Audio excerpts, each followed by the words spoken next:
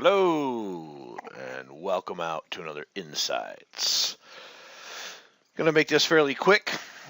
I'm gonna do just a market update here right now, and come back in the morning with some more.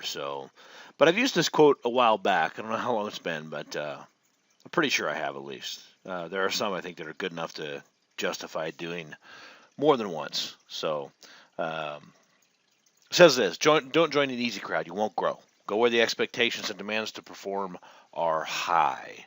There's not many places other than the market that I can think of that are the demands and expectations to perform are high.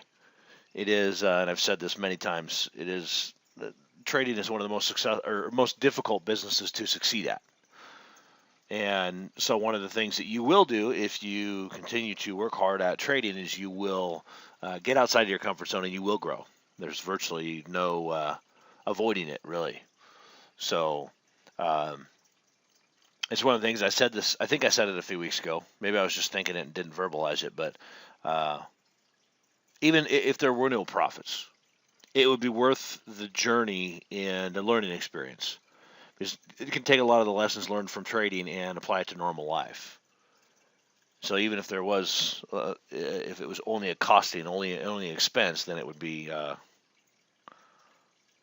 well worth it, in my opinion. So um, it's a great place to learn and do a lot of self exploration and just get better at everything.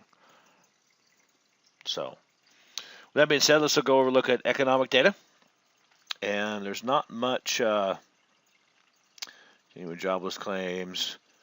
I'm getting to a point with this, kind of like I did with earnings, where it's not really that necessary with extreme charts and even e-signal.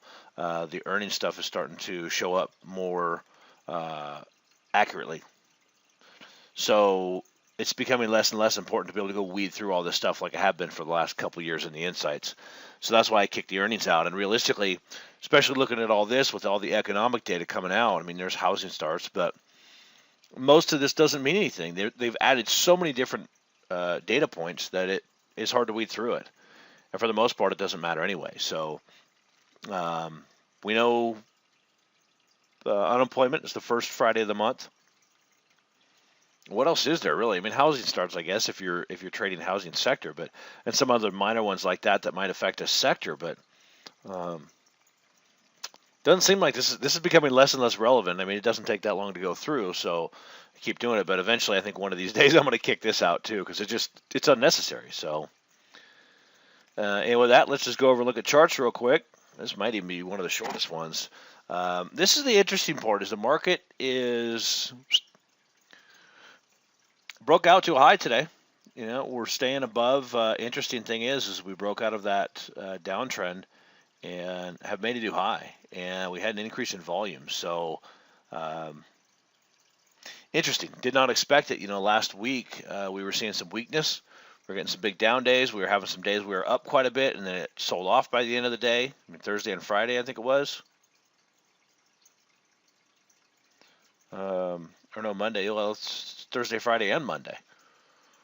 So it looked like we were going to head lower. Well, here we had the last couple of days. We're up and a slight increase in volume, not much. So not sure anymore. You know, was thinking that we were going to be going bearish here, but now with a slight increase in volume today, not much on the industrials, not an increase in volume compared to yesterday, yeah, but not overall. Transports, a little boost in the transports. Let's see how the Russell's doing.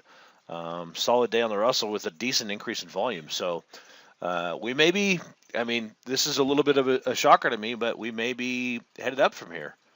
That's the way it looks as of right now. So we'll see if it's gonna maintain and keep up. So it will be interesting. The VIX, getting a little closer here, dropping back off. You know, it's back in that 12-13 range. So it's interesting to see.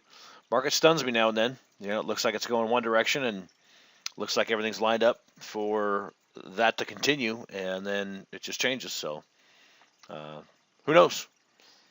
Who knows what's going to happen? So it is still baffling to me, but I guess it is what it is. So that's about it. Not terribly exciting. looks like we might be getting bullish here, but be interesting to see because I think the all-time highs are there at 2100.